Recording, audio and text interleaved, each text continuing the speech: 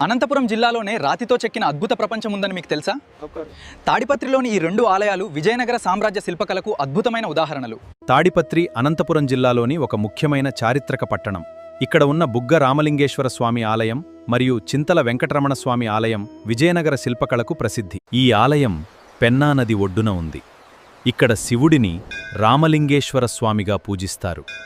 ఈ రాతి నిర్మాణం ప్రత్యేక ఆకర్షణ. సహజ నీటి ఊటకు సంబంధించినదిగా చెబుతారు. ఆలయంలోని శిల్పాల్లో పురాణ కథలు, జంతువులు, అలంకార నమూనాలు, అనేక కళాకృతులు కనిపిస్తాయి. ఇది తాడిపత్రిలోని మరో ప్రసిద్ధ వైష్ణవ ఆలయం. ఇక్కడ శ్రీ వెంకటరమణ స్వామి కొలువై ఉన్నారు. ఈ ఆలయం ముఖ్యంగా దాని విశిష్టమైన రాతి శిల్పాలకు ప్రసిద్ధి. ఆలయ స్తంభాలు, గోడలపై చెక్కిన శిల్పాల్లో రామాయణం, మహాభారతం, పురాణాల దృశ్యాలు కనిపిస్తాయి.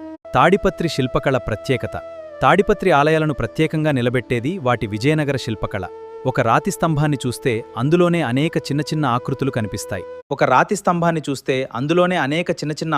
దేవతారూపాలు, జంతువులు, పుష్పాలంకరణలు కనిపించేలా కళాకారులు చెక్కారు. అందుకే తాడిపత్రి ఆలయ రాతిలో చెక్కిన కళా సంపదగా చెప్పుకోవచ్చు.